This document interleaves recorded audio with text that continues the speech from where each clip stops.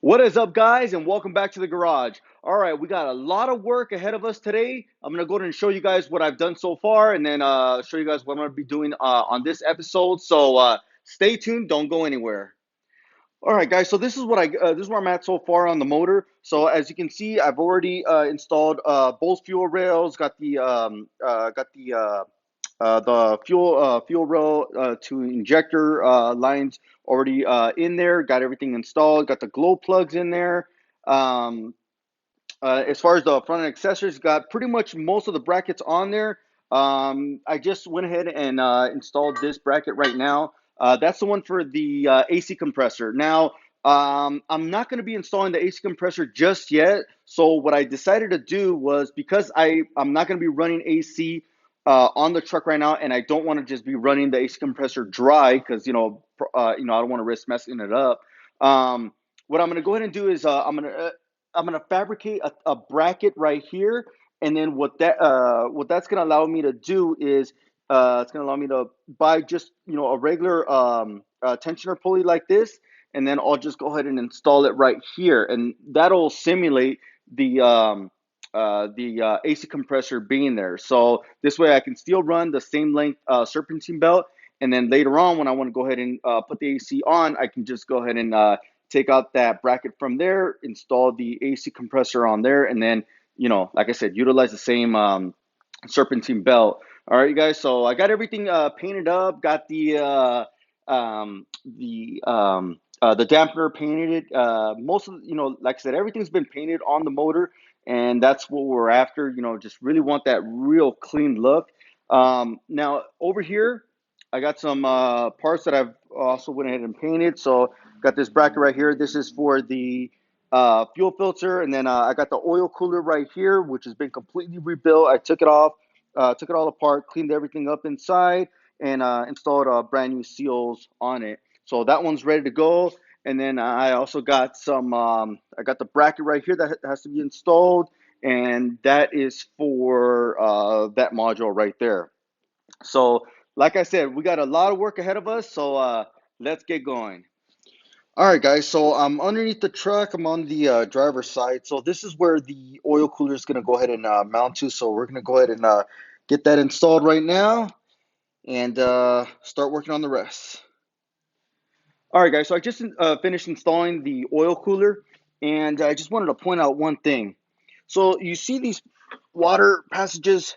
See how these ports are open in the back?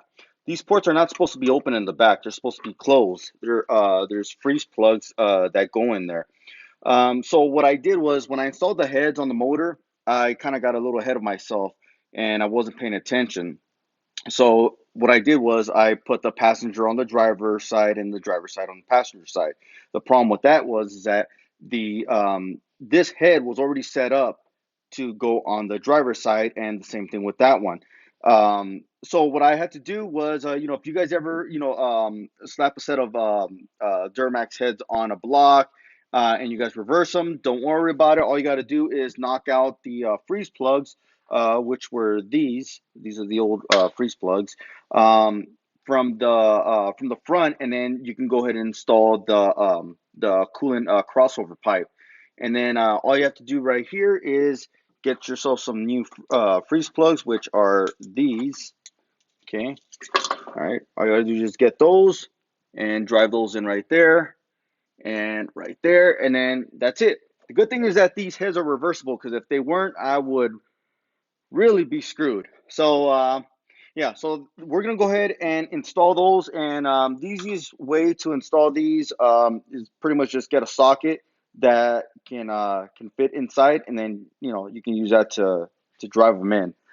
Just be sure and drive them in straight. You don't want to drive them in crooked, because that can cause an issue, and you also don't want to go too far deep, because if you do, you can go ahead and punch them through, and then you're gonna have fun time, extracting them and then reinstalling them. So, yeah, so that's gonna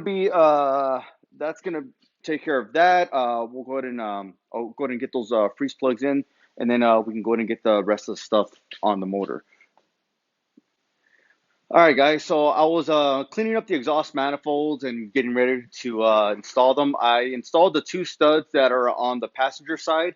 But when I came to putting the exhaust, I'm sorry, the studs for the exhaust manifold on the driver's side, I found that there was a broken stud in the head, and I just missed that when I was when I had the heads off. It would have been a perfect time to go in and extract it, but I mean, it is what it is. So I do have a trick on getting it out, but there isn't enough room to go in and get in there and work on it. So what I'm gonna let me show you guys what I got planned. All right, guys. So that let me see if you guys can see it. All right, that bolt hole right there, that one is the one that has the broken stud. So what I'm gonna do is I'm gonna go ahead and put a washer on top of that bolt hole, fill it in with weld so that it grabs the stud, and then put the nut on top, fill the nut in with weld so that it grabs onto the washer, and then try to back that out. It should work because the heat from welding it, it's going to go ahead and expand the aluminum. Aluminum does expand more than metal, so it'll it should break free pretty good. Now, I mean, I hate to have to pull the body off, especially since I got it back on. But you know what? I thought about it, and it's probably a good thing because what I'm going to do is now that I have the body off, I'm going to go ahead and take all this stuff off, everything right here, clean up the entire firewall, and then just hit it with undercoating. This way, this way I don't have to paint it later on when I got the motor in there. All right. So let me go ahead and get the body centered um, on my lift there, and then go and install the post, and then start lifting the body off. So all right, let's get to it. All right, guys. So it's Tuesday afternoon, and I got the body off of the chassis. I repaired the broken stud that was in the driver's side head, so that's already done. And let me show you guys what else I got done here. All right, guys. So this is what I ran into. So as you can see, I got the exhaust manifold on. I was able to finally repair the broken stud that was in that head. What I had to end up doing, normally what I do is just go ahead and just weld a nut to that stud and then just back it out, and usually that works. But in this case, that stud was in there and it wasn't letting go for anything. So what I had to end up doing was drilling a pilot hole and then actually drilling the whole stud out. And fortunately for me, the threads weren't messed up. They were still in good condition, so I was able to just run a trace through there and clean it up and put a new stud in there and work perfectly. So I got the exhaust manifold on. I took the turbo apart, cleaned it up, put new seals in there. Everything looked good. So I slapped it all back together, cleaned it all up. Turbo spins real good. The turbo probably didn't have a lot of miles to begin with. It looked like it might have been rebuilt, from the last time this engine was started. So yeah. So anyhow, I got that. I got the up pipes in there. Turbos on there. Got the glow plug controller on there. The alternator. Some of the bracketry is in there. So what I'm gonna do tomorrow is I'm gonna go ahead and get the downpipe in there. I am thinking about making a custom downpipe, only because, as you can see, this downpipe right here is pretty restrictive. I mean, you can see right there that that's a 90-degree bend right there.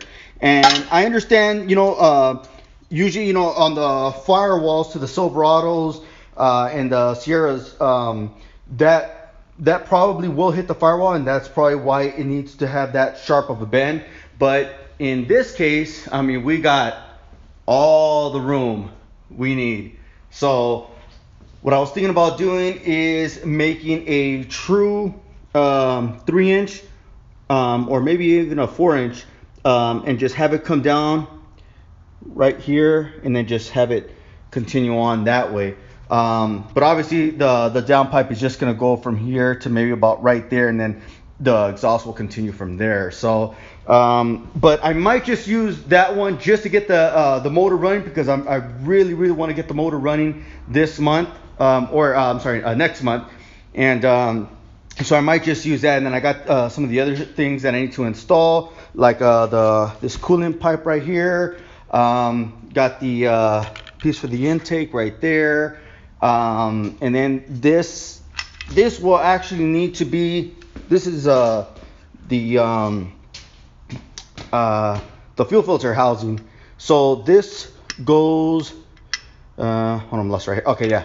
So this. Wait a minute. No, I'm kind of lost here. Oh, sorry. Goes right there. Okay, so this normally goes right here, but as you can see, it sticks out too much and it hits the side right here. So what I'm gonna end up doing is I'm gonna just do away with this bracket right here, and then I'm just gonna make my own bracket that will go ahead and relocate this fuel filter housing. I do want to retain this. I know some guys have installed fuel filter delete kits, but I mean I'll feel more comfortable keeping this thing, also because you still retain the ability to go ahead and prime your fuel system. So yeah, so that's gonna be pretty much it for the rest of the part. All right, guys, so that's gonna do it for today's episode. Again, that stud really held me back a lot, and it just goes to show you guys, when you guys are doing something like this, you really have to pay attention to what you're doing. I mean, it's very easy to overlook the small things, and like I said, I mean, I overlooked that broken stud and I paid the price for it. I had to, get the body back off. But you know what? It wasn't all that bad, because it gave me plenty of room to go ahead and put the up pipes in there, get the turbo on there, and I don't have to, worry about climbing inside, in and out of the cab, so it made everything a lot easier. So I think I'm going to go ahead and just leave the cab off, just for the time being, just until I complete everything on the motor, everything on the motor, well, related to the motor is done, the harness, everything like that. This way, once I put the body back on, I don't have to worry about, working in there, and making my life any harder. So yeah, so that's gonna do it for today's episode, guys. Again, you guys, thank you for the comments that you guys are leaving. And if you guys have any questions, any comments, go ahead and leave them in the comment section below. Don't forget to give me a thumbs up if you guys enjoy what you guys are seeing, and don't forget to like and subscribe, because it really helps me out. All right, guys. So until next time, and like always, Gearhead Guy out.